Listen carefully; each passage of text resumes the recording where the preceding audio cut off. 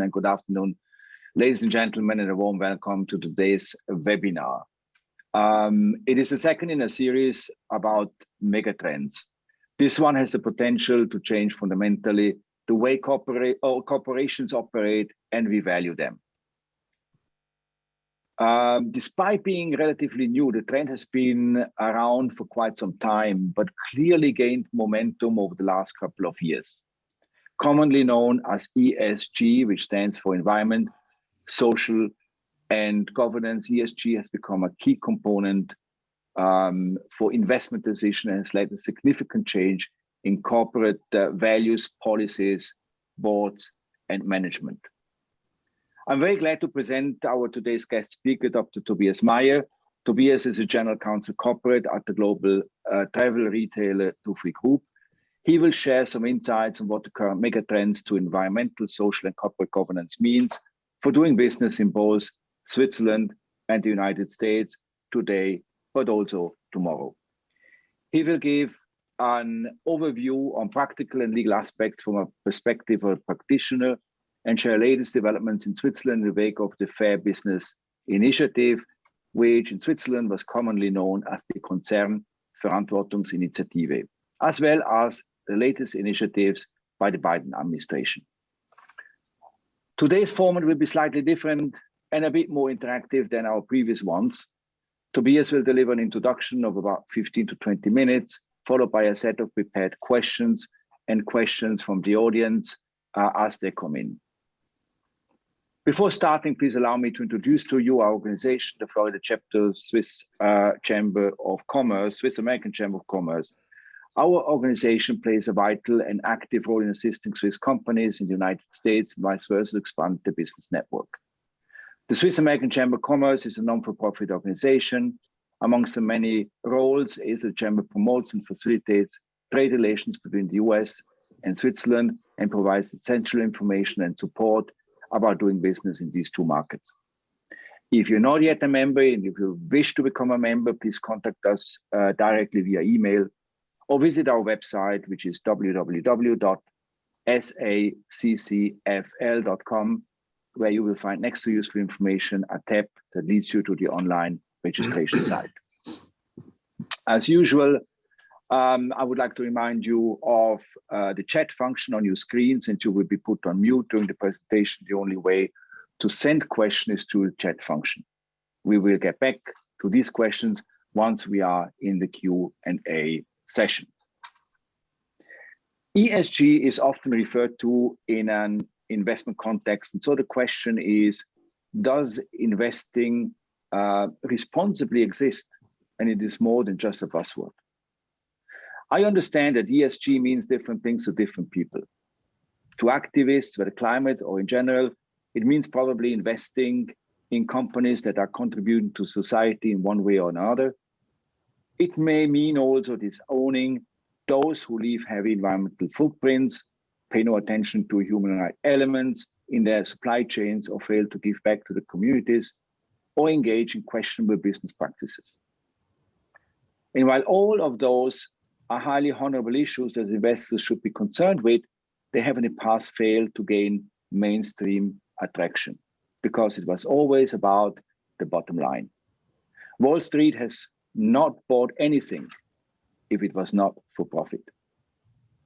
But now, and with it, companies are rapidly changing their corporate values and policies. Why is it so? One important factor may be that the investors community has determined that profit will happen more likely if risk is mitigated. Another factor are shifts in values.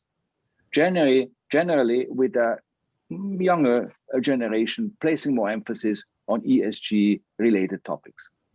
In the era of immensely powerful social media, the risk of reputation and financial damage for social responsibility or poor governance has become very real. Risk perceptions have changed, and the COVID-19 pandemic is changing them even more profoundly. For the first time in history, financial institutions are selling ESG as a value-based investment strategy, and companies are redrafting their corporate values. And it is not just about climate change. It's about COVID, it's about racism, and it's about humanity in general.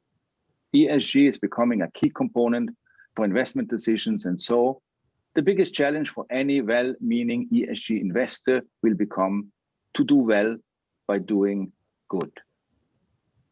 Now, before revealing too many details, I will move on to introduce to you our speaker and pass the baton over to him. Dr. Tobias Meyer has been with the global leader in the travel retail industry, Dufry Group, in a number of functions for over a decade. Currently as the Chief Compliance Officer and General Counsel Corporate, after working for law firms in New York and Zurich. Tobias holds an LLM from the University of California at Berkeley, a PhD from the University of Zurich, and a JD from the University of St. Gallen, and is admitted to both the bars of New York and Switzerland. He's also a valuable member of the Florida chapter of Swiss American Chamber of Commerce. Tobias, the floor is yours. Thank you very much, René, for the kind introduction. I guess without much further ado, we will go into the presentation. Share my screen.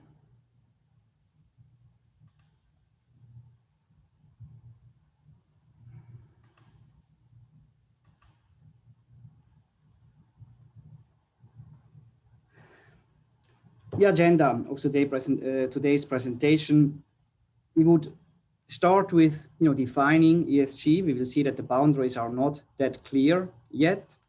Look at a couple of factors that drive this megatrend ESG.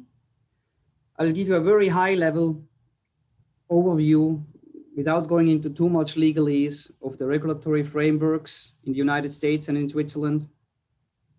And as with many of these trends or movements, there's also criticism about ESG. I will briefly touch on this and give a short outlook of what is going to come in the months and years ahead in terms of ESG. And as René mentioned, we would then move on to a Q&A session. So what is ESG? ESG, as René has mentioned, stands for environmental, looks at how a company performs as a steward of the environment. The S stands for social, stakeholders like employees, suppliers, customers, but also the communities in which a company operates.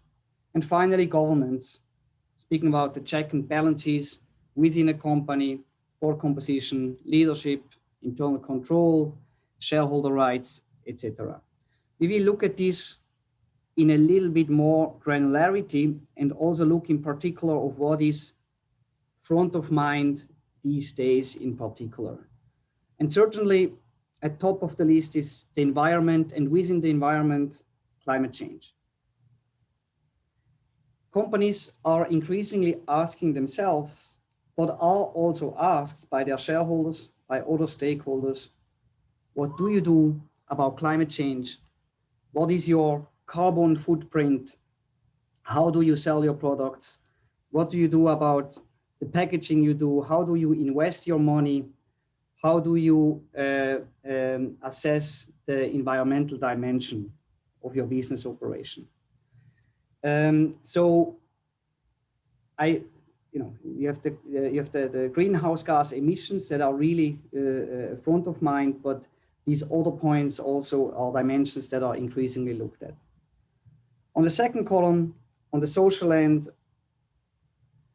very much in the media, very much in the headlines in the last 18 months, diversity, equity, and inclusion. Equity is the additional word that came in. Traditionally, we spoke about the entire diversity and inclusion. Equity kind of came in as a consequence, more or less directly, of the Black Lives Matter movement in the United States and the related discussion that started about equity. So that's certainly a topic that keeps many board of directors, many executives on their feet. Workplace environment in general is also a big topic, heavily litigated. Things like hostile work environment that was not much of a litigation, just a few years ago, has become regularly and heavily litigated. Labor standards, employee pay, a lot of movement there also recently. Not only equal pay for the genders, but also discussions about minimum wage. You see private actors taking basically the leadership there, companies like Amazon paying minimum wages of $15, which just a few years ago would have been unheard of as a minimum wage in many states within the United States. Increasingly a topic also disclosure of the compensation. And by disclosure of the compensation, the discussion is no longer just about the disclosure on the top management level, on the level of the board of directors, which was a corporate governance discussion that has been led, 10 years ago, 5 years ago, but it is increasingly also about disclosure and transparency within the workforce, that you will basically show, there are some companies that now show the salaries of the entire workforce, disclose it. Supply chain management, also a very important aspect of the social dimension. Traditionally, a company could take the stance that what does not happen within its own walls is not of its responsibility. That, of course, has significantly changed. On Dufry's end, just give an example from our practice, we have to look very closely at what products we buy from our suppliers, how these products are being produced, because we don't have necessarily just a defense to say, well, this is basically a third-party supplier that provided this. We are responsible of, in the eye of the public, of what we are selling in our stores, product safety and community impact. The third dimension, governance, is a little bit, we would say in German, in German we would probably say it's old wine in new bottles, because the whole discussions about corporate governance has been happening, for the last 3 decades at least. But there are some particular aspects that have regained, prominence. And so on the board compositions, obviously, increasingly we speak about quota in terms of gender, but also quota in terms of diversity.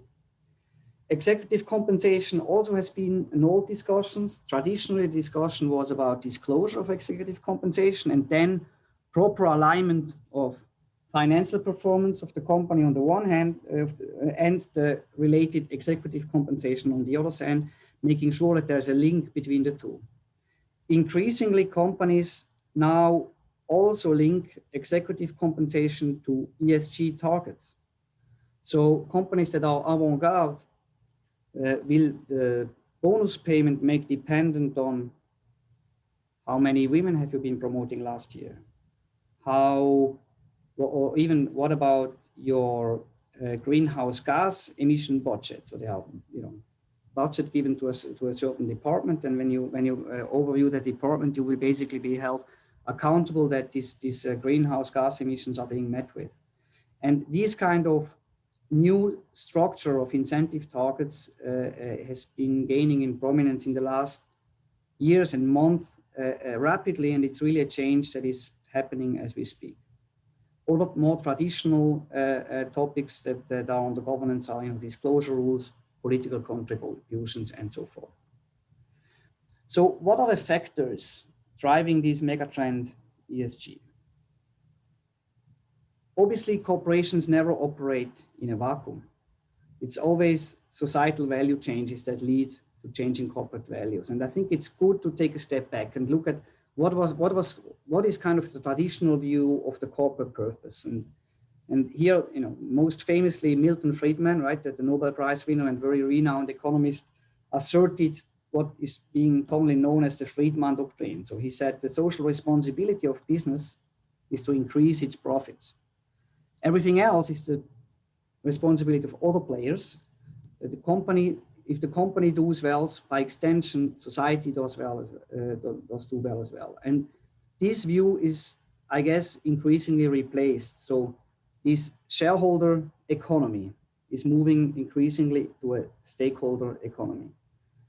2019 Business Roundtable, this is many of you will know this, right? It's an organization that comprises virtually all CEOs of major American companies, put out a statement that was much discussed 2 years ago about, for the first time, explicitly issuing a commitment that corporate purpose is not only about serving shareholders, but all stakeholders. And then more recently, there were really catalysts of of ESG by, most importantly, climate change, broadly acknowledged as a multi-generational fundamental challenge to human survival, essentially.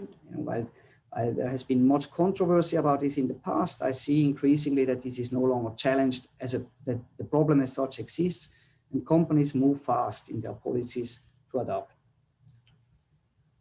The Me Too movement, as it comes to gender equality, also global, very strong movement in the last 2.5, 3 years, that has swiftly led to corporate changes, particularly in the United States, the Black Lives Matter movement that is mostly, but not exclusively, a United States matter. And then another accelerator is that the millennial generation, that if you look at it from a sociological perspective, has a little bit of a different value canon than prior generations, comes into leading positions and also fosters these positions. Now, the interesting part about ESG is that if you look at the actors that drive ESG, it is not government regulation. It's mostly private actors. And this is different from, other mega trends. So if you look at data privacy, this is also a topic that, we have been working on a lot at Dufry within the realm of my activities. Data privacy, by contrast, is something that was mostly driven by government regulation. So you had the European Union coming in with a very strong regulation in 2018, strong sanctions also, and you saw the entire corporate world moving into building data privacy infrastructures that before that wasn't neglected necessarily, but certainly not given the attention it might deserve. So government was the driver of change. With ESG, this is not the case. As we will see later, there's not that much government regulations. It's really private actors. Most importantly, the investment community, as René mentioned in the introductions. So investment in ESG labeled funds are soaring. Just the numbers, these are just numbers from the United States, 51 billion new inflow in 2020, doubling compared to last year. There is a lot of momentum, a lot of money flowing into funds that are ESG labeled. And by extensions, the world's largest institutional investors are behind the topic. Most famously, BlackRock, the world's biggest shareholder. BlackRock is the world's biggest shareholder. It holds, companies because they have all these index funds. They basically hold shares in virtually every company on the planet that is listed. Have a CEO, Larry Fink. He put out a shareholders letter also roughly 2 years ago, where he made in particular climate change clear policy objective of his investing. The company and BlackRock has been very consequential in how they have implemented it. Norge Bank, CalPERS, these are just a number of big institutional investors. Also, you have insurance companies that have large funds that increasingly will only invest in companies that meet certain ESG standards. It's really a driver. The driver of this change comes from the investor side. On the Dufry level, we see this not only because we get questions from investors and from our board of directors about, what are you doing in ESG, and many more questions than we might have received 2 years ago, but also when we go to the capital markets themselves, if we issue new bonds, we have to go through an entire round of ESG due diligence calls with the banks that issue our bonds. This is something that was unheard of just 2 years ago. And today it is standard procedure in capital market transactions that you basically are being screened of what you're doing along these 3 dimensions.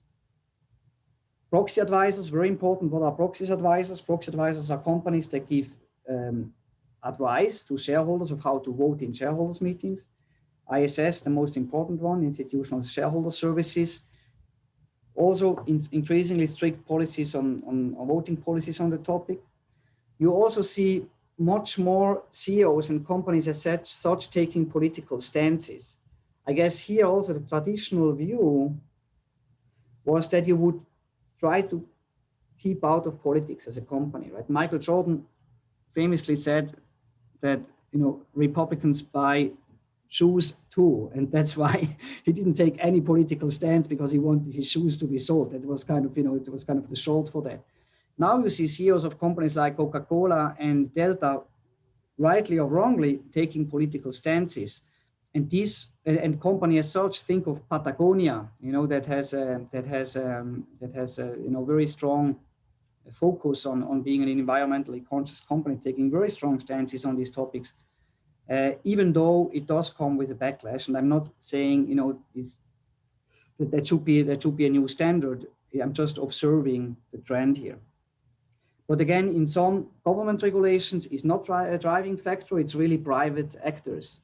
But what is government doing? Let's have basically a look at the regulatory framework. And again, I will not bore you with too much legalese here, and just summarize it on a fairly high level.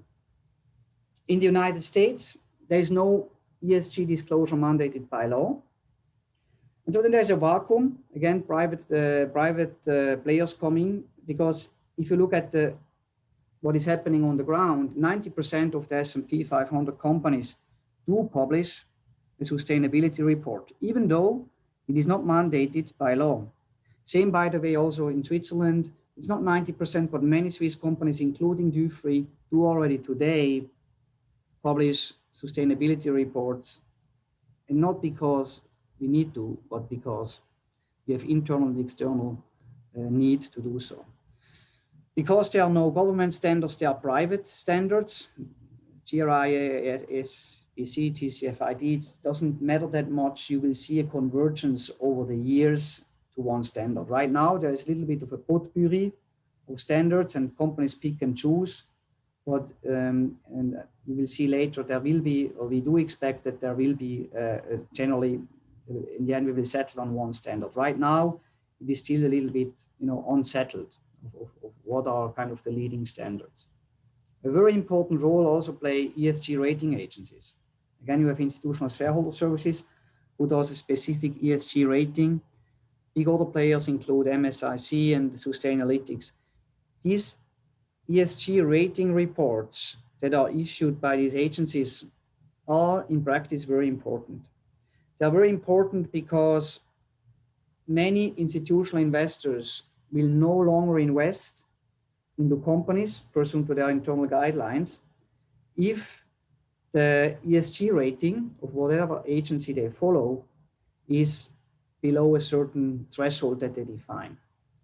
So speaking from our own experience here at Dufry, we very closely follow what these rating agencies say against us, and we work actively. Not only we do not only work to improve our ESG in substance, right? We at the same time, and we are not to be blamed because everyone does that, we also want to improve clearly our rating. So we look at very closely where the criticism lies, where are the gaps that they detect, and try to specifically address this to fare better in the next rating report. The lack of regulation in the United States on ESG, but also in many parts of the world, is not because necessarily the regulator doesn't want to regulate, but it's also very difficult to basically set general rules about ESG, because every industry is different, right? I mean, if you think about just a simple example, setting greenhouse gas emission goals for a company like Dufry, that would be a completely different standard than setting standards for the airlines, right, that just operate next door to us, because they have a completely different business model. If you speak about, gender representation in your workforce, obviously a construction company will have much different challenges and standards than a law firm to follow. And so the general regulation is very complicated. That's why regulation in the ESG realm really focuses on disclosure only. The SEC does enforce ESG disclosures, but not because there's a specific disclosure regulation, but just based on general principles of securities law, that you cannot basically put out wrong information, materially false or misleading information. So the SEC looks at this under their general rule. whenever there is a lack of regulation, litigation follows, right? If there is uncertainty, that's an invitation to litigation. So you see in the United States, that is from a cultural perspective, a litigation-prone country. Anyway, you will see a lot of litigation in the ESG realm. So it's either for companies against deficient disclosure, as I just mentioned, under securities laws.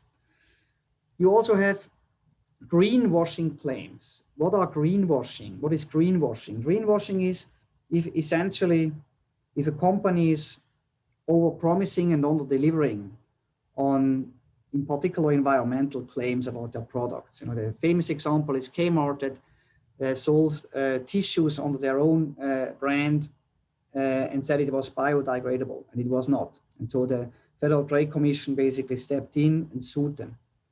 You also see in the United States fiduciary duty litigation against board members for lack of oversight. Many claims there are you don't disclose enough in terms of ESG, you don't have enough minorities or diversity on your board, on your executive committees, and so forth. So a lot of private action again. Also, speaking about shareholders, there has been in this proxy season in the listed for the listed companies in the United States, a lot of activity by shareholders in the ESG environment. Two cases that have been widely discussed in the financial press in particular are Exxon and Chevron. In Exxon case, there were two environmentalists voted on Exxon's board against the will of the company to basically have more of a say or more of a voice in terms of environmental considerations on Exxon. And of course, this only happened, it was quite a proxy battle between a very small hedge fund and Exxon. This only was possible because the big investors like BlackRock, State Street, and Vanguard, who all hold considerable stakes in Exxon, were voting for these environmentalists to be elected on the board. Similar for Chevron, also a shareholder proposal to commit the company to reduce its carbon emissions was approved by the shareholders against Chevron's board recommendation. What is lying ahead in the months and years? The SEC has created right after the election a climate task force. So there is going to be, generally it's expected, there is going to be specific ESG disclosure, but it's probably not going to be published this year. It's going to come next year. Joe Biden just issued an executive order last month advising a number of his agencies to develop policies around ESG. We speak here about not investing in companies that don't meet certain standards. We speak here about disclosure beyond the SEC. There are other regulators, obviously, that also have been advised by this executive order to develop disclosure policies on ESG topics. Finally, the NASDAQ, one of the stock exchanges, just came out with new rules on diversity on boards. If you go through starting next year, you basically have to have at least 2 diverse boards on NASDAQ companies. And in more detail, it's going to be at least 1 person that identifies as a female and at least 1 person of minority. So that's in a nutshell, where we stand in the United States. So you see a little bit of a potpourri, not that much a clear ESG specific regulation for companies. Switzerland, René alluded to the Fair Business Initiative, the Konzernverantwortungsinitiative that many of you might have closely followed last year when it was a popular vote that, if I recall correctly, right, the people's vote was actually approving the initiative, but the majority of the states, the cantons, rejected the initiative, which would have brought a lot of liability and by extension then duties by corporations to have sound ESG procedures in place. As the political system works in Switzerland, there has been a counter proposal by the parliament that now has been approved. And this counter proposal is essentially mimicking the EU law that is in place. It includes mandatory reporting covering environmental topics. Very importantly, it includes greenhouse gas emission targets. From a perspective of Dufry, when you have to implement this, the first challenge you have is trying to find out how much carbon dioxide do we actually emit. It's actually a simple question, but not that easy to answer. And because there is not, obviously, it's very, you can't be too accurate about it because it's just very, very complicated to think about all, what do you need in the office? What do you need by travel? What do you need by transporting your product and so forth? So you have to rely on models. And I think that's also, what the regulator wants to see, that you basically have a method in evaluating this that is somewhat defensible. The mandatory reporting that will basically enter into force in Switzerland next year, but also covers, social aspects, employee aspects. Do you have, for example, equal pay for men and women within your workforce? How many women do you have in your workforce, and so forth? Human rights issues that deals mostly with, how do you deal with your supply chain? Are you in control of your supply chains? Do you have diligence matters? Taking due diligence matters. What about anti-corruption? What's your due diligence procedure there? This applies to listed companies in Switzerland and to companies that have more than 500 employees. We need to disclose ESG specific risks to each company. So each company's disclosure will look a bit different, which makes sense. You have to speak about the due diligence. You have to define key performance indicators. This is also something that we are currently working on. Defining these KPIs, obviously you want to be very careful as a company of what you define as a KPI because you're going to be measured against it down the road. There are more detailed rules on mining companies and companies selling products where there is a risk that there could be child labor involved. And separately, a little bit under the radar, in Switzerland, the new corporate law that was enacted included now gender quota for board of directors. 1/3 of board of directors in Switzerland of listed companies need to be females, but there is a transition period until 2026. And the same for the executive board, where we basically have 1/5 for listed companies have to be female. There's a little bit of a backdoor. It's comply or explain. So you can not comply with this and explain why. But in practice, when you have this kind of comply or explain principle, companies don't want to get into hot waters. They typically, they prefer to comply. So this, in a nutshell, is the regulatory framework in Switzerland. Some more, disclosure rules about commodity trading sector, but that's not applicable for many companies. Moving on, criticism. So it's not that this ESG movement is totally uncontroversial, right? I mean, we spoke a bit about the shareholder primacy, this traditional perspective on what the corporate purpose is, and there are still, this is still a view that is held by many people, also investors, who say, no, I'm not interested if I'm interested in protecting the environment, I will work with an NGO. But if I'm investing, I want to invest in the bottom line, and don't bother me with environmental concerns or social and governance concerns. All I care in investing is the bottom line. And this is a possible point of view. And there are actually funds now that do exactly this. They say, we will actually not invest in ESG. We will invest in only the bottom. It's not that we invest in the opposite either, but we will just explicitly not make it a criterion. So there's a little bit of a counter movement there, those who have been following the topic. Another criticism, and I think this is a fair criticism really, but that's also explainable because we are in the early stages, is a lack of standards and consistency, right? So right now, many companies can just assert something of what they do, and in the environmental realm, put out shiny sustainability reports and claim that they are doing great and very environmentally conscious without actually having to walk the talk, because there is not much of enforcement yet.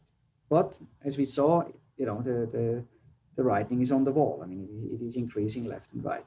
So you have this greenwashing problem, and that is a problem also for all these funds that invest into into under the ESG label, which is in itself not something that you don't have to qualify right now when you basically issue a fund in Switzerland, for example, that calls itself ESG.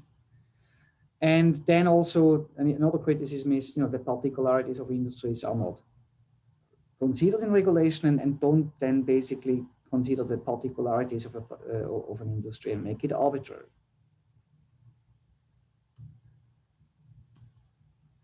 Outlook, ESG is here to stay and is evolving rapidly. The change is happening as we speak. Just read the newspaper every day. You see it you see it left and right. And I think this is also, answering the question, right? Is it a revolution in the making, or is it a flash in the pan?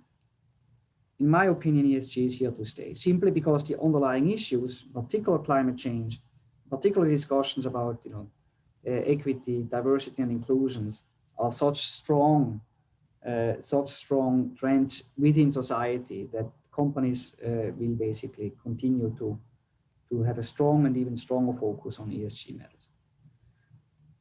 Right now, as we saw, private rule setting is the standard, in particular in the United States, but there will be more government regulation for sure. First step, certainly mandatory disclosures on carbon emissions, waste mitigation practices, compensation beyond the top level. We discussed this. There will be more transparency also on to avoid kind of wage disparities, to disclose gender and minority percentages in your workforce. There will certainly be quota in many countries in terms of gender and minorities. There will be individual limits on carbon emissions. Some of you might have read about the Shell case a few weeks ago in the Netherlands. Shell was actually mandated by, or like forced by a Dutch court. It's only the first instance, so it's not the end of the story, but it was mandated by a court to cut his carbon emissions by 45% in the next 10 years. So I don't know how they're going to do it, because their customers' carbon emissions also count. So basically, if you buy a Shell, you basically contribute to their carbon emissions. How realistic that is a different topic, but limits on carbon emissions also on the individual company level will come. There's a cost to ESG compliance, definitely, but given these strong currents, the benefits will likely outweigh the cost. And so I would basically close here saying, prepare. If you are working in a company, if you're sitting on a board, if you're sitting on an executive board, think about these topics. They come. If you're an entrepreneur, prepare as well. There are tremendous business opportunities in that realm. A topic that certainly will keep evolving in the next years. With that, René, I think that we can move on to the Q&A. That would have been my introduction on the topic. Thank you, Tobias, for this presentation. So now we're going to go to the question and answers. Please make use of the opportunity to ask Tobias questions. I will pass on the first question to Tobias, and it is, working for Dufry, how did you experience these ESG developments in the past years? What has changed, and how you see also the development here going forward? Yeah, I think it was also a quite rapid development from essentially not reporting anything on sustainability, because it was not something that they paid particular attention to maybe 3 years ago, at least not towards the investor, the investment community, into a full-fledged ESG strategy, a full-fledged ESG sustainability report. We started to voluntarily report on ESG topics pursuant to a standard, the Global Reporting Initiative, that is applied by many companies in Switzerland for a little bit the back here, but we are still kind of ahead of the crowd, because many of the Swiss companies don't do it and will now do it because of the regulatory changes that we discussed. You see it in the composition of our board. the change in the composition of our group executive committee. So we have on the executive committee, we have now a diversity and inclusion officer that essentially has the task to cover these topics on the executive level. We didn't have this 1 year ago. Similarly, on the board level, we have one director that is tasked with ESG topics. That also was a new resort that was created and hasn't been around 2 years ago. Certainly driven by what we saw coming on the investor relations side. I mean, there was certainly, of course, we are like every company, we want to do good, but it's also we saw pressure coming from the investor side increasingly. You see at roadshows, there's like a question here and there. At the next roadshow, there's a question by every analyst on it, and now it's basically a whole separate questionnaire that you have to fill out. And within the 3 dimensions, a particular topic that keeps us busy, or kept us busy and keeps us busy, is the supply chain. We have more than 1,000 suppliers. So doing the diligence there, working on enhancing a supplier code of conduct, introducing the diligence procedures, trying to tighten them, which also has a bit of a negotiation with the suppliers, because with some suppliers, you cannot just make a unilateral communication. If you go to our big perfume and cosmetic providers, they will not just basically say yes and amen to our supply code of conduct. It's a bit of a negotiation. And then finally also in internal training on the topic that has also increased a lot. So we have now tripled the resources on the ESG matters 2021 compared to 2019, despite the the general difficult business environment we are in the travel retail industry. Based on what I understand, and as you have said before in the presentation, Tobias, the regulatory regime covers mostly listed companies or companies above a certain size. I heard you saying 500 employees and more. But what about the small and mid-sized enterprises? So they operate now below the radar. But I could imagine it's going to change in the future, and they're going to be part of this movement too. So what about these small and mid-sized enterprises? Yes, I think it's correct, right? It's mostly, as we speak, it's the regulation that is in place is mostly for bigger companies. For example, in Switzerland, it's only listed companies and companies above that have more than 500 employees. The regime only applies to these companies. Now, for medium and small-sized enterprises, it will trickle down eventually. I think that the focus of the regulator is on the bigger companies because there's a bigger impact, simply because of this, and because there is also, it's easier for them to implement. Right? For a company like UBS or ABB, it's easy to afford a full-time sustainability officer or even a full-time ESG team. While of course, for smaller companies, this is not an option.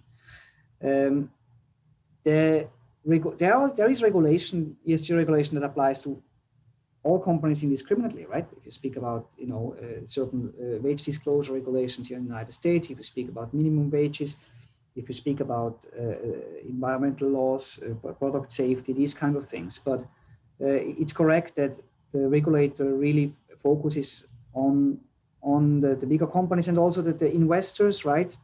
As we saw, the main driver is really the institutional investors, and they of course naturally focus on the listed entities. And so I see a little bit of a delay until the SMEs really get into the spotlight. Yes, but I guess that depends also a little bit on the industrial landscape. Like in Switzerland, where you have a dominance of small, mid-sized enterprises rather than big enterprises. Probably, if you just leave them out, you leave out a big portion of the industry. So I guess there must be an interest from the political side to include them also in all these movements. Yes. Yes, if we speak about the specific Swiss situation, I guess traditionally the Swiss legislator has been very careful in not overburdening SMEs, right? Because it is such an important part of our economy, and also because of the different kind of infrastructure they have in place.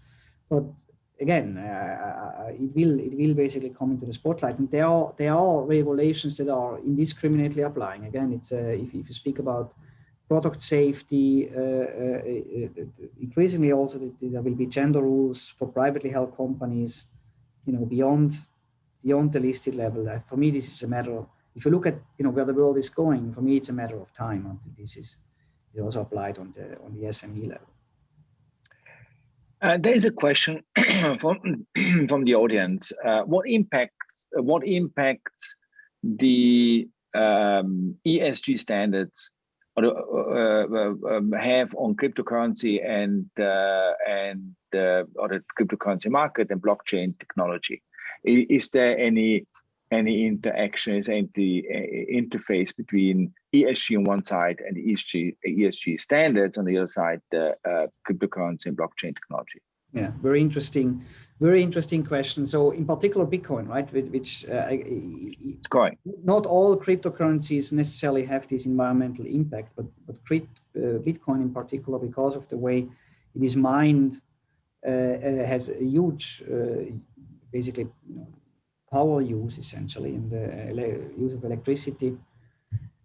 And you see that, countries in many countries, there are legislative proposals to abolish or to prohibit Bitcoin. On the other hand side, because of this, because it's not sustainable really, and what does Bitcoin serve for at the first place? On the other hand side, you see also a strong effort by Bitcoin believers to become green, right? And try to make the argument that essentially again, I'm not advocating this, but I think this is more or less how I understand the argument goes. They say by using this additional excess electricity, we are basically a driving force in the transformation of electricity production into greener electricity. Generally speaking, I believe that the whole ESG argument is a big threat for the trajectory or the future success of Bitcoin in particular. I'm not sure for the whole blockchain, because in my understanding, for the whole blockchain environment, the energy consumption is not as pronounced, right? It's really, I think, a Bitcoin issue because of the way it is mined. But I do believe for Bitcoin, it might be a breaking point, the whole ESG argument, because of the energy consumptions, while the practical use of Bitcoin is still very much debated. Good, thank you, Tobias. There's another question here, and I heard you also mentioning, that one side ESG is gaining momentum, on the other side, you have shareholder value. You mentioned the Friedman. You mentioned Friedman and his policy and methodology, and how can, from your point of view, ESG and the Friedman theory coexist in the future? Is that possible? Do we see a short-term impact and a long-term positive trend, or do you think just generally these two things can easily coexist? I think the short answer here, in particular of the proponents of the ESG movement, is that strong ESG policies create long-term shareholder value. So proponents of the ESG movement would say there is no discrepancy between shareholder value first and the ESG movement, because on the long term, we will basically, this will create shareholder value, and it's the only way to create shareholder value. So if we basically don't adjust our policies as a company to these various factors we discussed, we will destroy shareholder value in the future. I think this is kind of the short answer of how ESG proponents will answer to that. Again, it's also a little bit of an almost political discussion, right? Because of course, the many proponents of the Friedman doctrine will also say, well, but there are also political. The companies are being used to implement political mandates or political requests, and there is kind of a democratic legitimacy for this, and without the checks and balances and so forth. But again, I spoke with a friend of mine who works for Swiss reinsurance company, and you he made the point that for their business it is clearly long term. If climate change is evolving, unhinged, so to speak, it will be very bad for the value of the company because of the increasing catastrophes that will basically occur. So in that sense, there is there's no discrepancy between creating shareholder value and being, for example, environmentally conscious as a company. Quite to the opposite. Being a driver of this movement will, on the long term, create shareholder value. Clear. And I guess shareholder value in that sense is not just defined by the bottom line. It is a combination of different aspects that attracts investors in. But also long-term, also on the bottom line, right? If you think about, for example, yeah, long-term, I agree with you. I think I agree with you. But probably there will be a transition period until it translates into additional shareholder value, additional bottom line.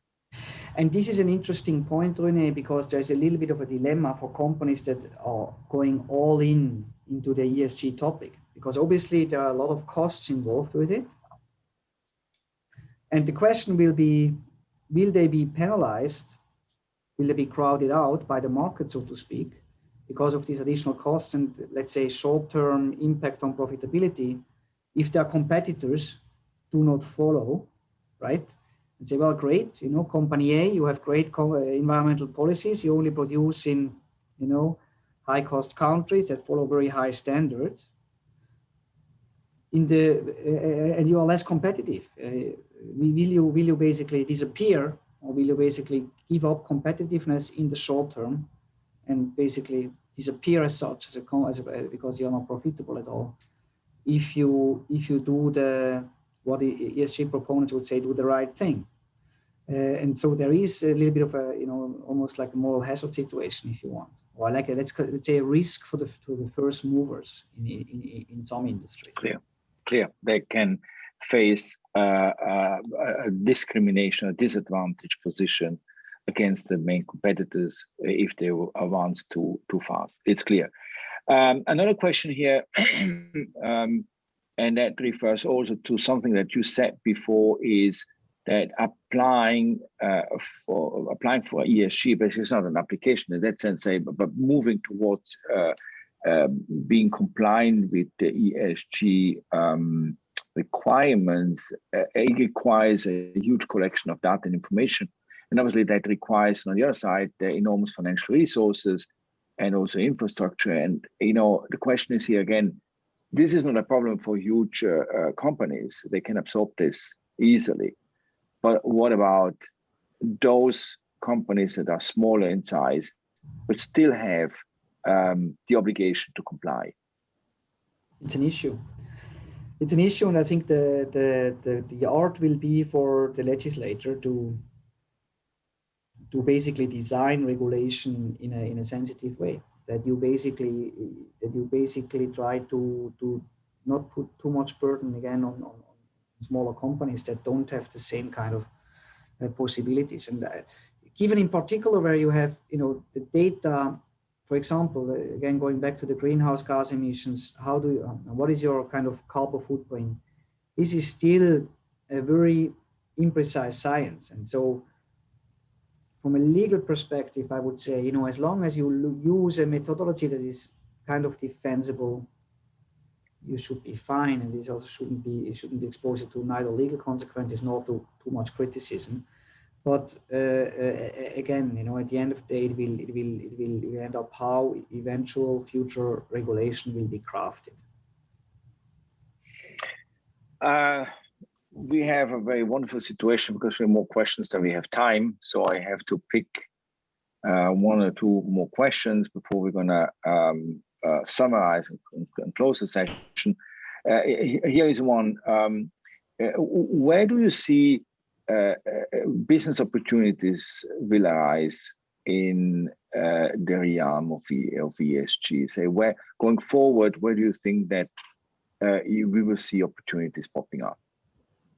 I think there are tons of business opportunities. I mean, generally speaking, there is so much money flowing into ESG funds that these ESG funds also on the private equity side, not only in public funds, these funds have a lot of pressure to invest into companies that claim under whatever ESG label, right?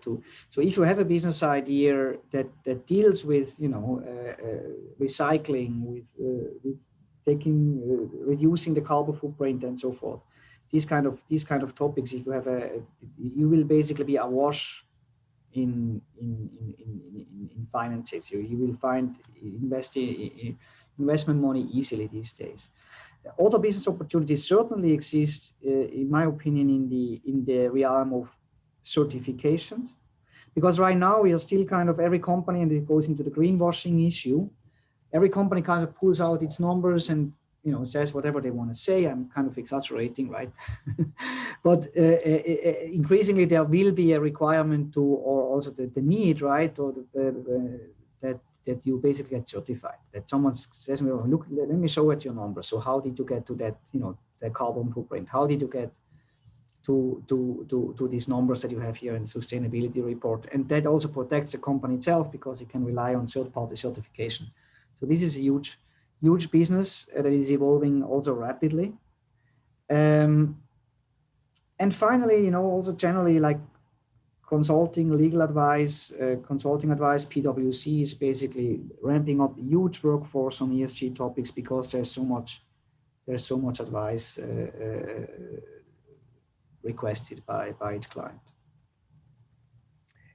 We come to the last question before we wrap up. How do you see the regulatory approach in the US to ESG evolving differently than in Europe? And do you think that there will be an alignment, not just between Europe and America, but also, I guess, it should be a global movement. It should not be a movement driven by the Western world. It should be a movement that every country and every enterprise around the globe is getting involved, because otherwise it doesn't make a lot of sense. Yes. Interesting. I think if it follows the same path as data privacy laws, it could be actually that the European Union is kind of taking the leaderships in shaping the regulation, because you see in privacy laws, the European Union shaped a certain regulation. And what is following now in the United States, if you look at these data privacy laws in the United States, they actually very closely follow, not copy, but closely follow the concepts of the European Union. Same could happen here, because the European Union has a much more legislation on ESG. They have these disclosure directives, and it could be that the United States, but then also other countries follow suit, and that basically this is somewhat the gold standard. The EU directive on disclosure, the Swiss also followed, of course with the Swiss finish and everything, but essentially it's following the European role model. It could be that the same happens as in the privacy realm.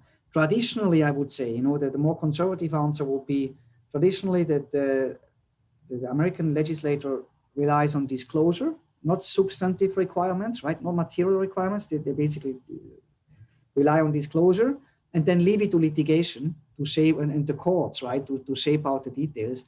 The Europeans, traditionally follow more an approach that defines. That doesn't rely only on disclosure, but also on substantive requirements, meaning how much, what are the quotas, how much carbon can you basically meet, etc., etc. So I don't know, but it's going to be interesting to follow that. Well, I can clearly see the difference between the US and Europe with respect to the data privacy law when I read newspaper online. nearly every picture is pixeled in Europe, while nothing is pixeled in the US. You can see that difference very clearly. Okay, we are at the end of this session. Thank you, Tobias, for delivering this excellent introduction to ESG, of which I think many of us have not heard before or were not aware of its significance. Given the time restriction, it was impossible, obviously, to cover all aspects of ESG, as we all may imagine. Nevertheless, I hope we have been able to provide you with a good overview over the factors that drive ESG, the value shift we have talked about, regulatory frameworks that sets legal boundaries with some differences between, on one side, Switzerland, and the other side, the United States. If it is of interest to you, we may consider to add a follow-up at a later stage, but with a slightly different optic. We may this time take an investor's point of view and look at the investment processes that leads to a high-quality portfolio, or we also may study the impact of politics, such as populism and deregulation, on and deregulation efforts on the ESG movement. In the name of Swiss American Chamber of Commerce, I would like to say thank you for attending the virtual event. This webinar has been recorded, and the presentation will be made available on YouTube, as we have done that in the past. Information about future events can be generally found on the website. Provided it is safe to gather in bigger groups, we plan at also some in-person meetings, and this after the summer break, possibly in combination with one or two other virtual events. Details will be communicated to you in time. So let's close here, and I hope to see you soon again. Thanks for attending, and good wishes for a continuation of your working week. Thanks. Thank you very much.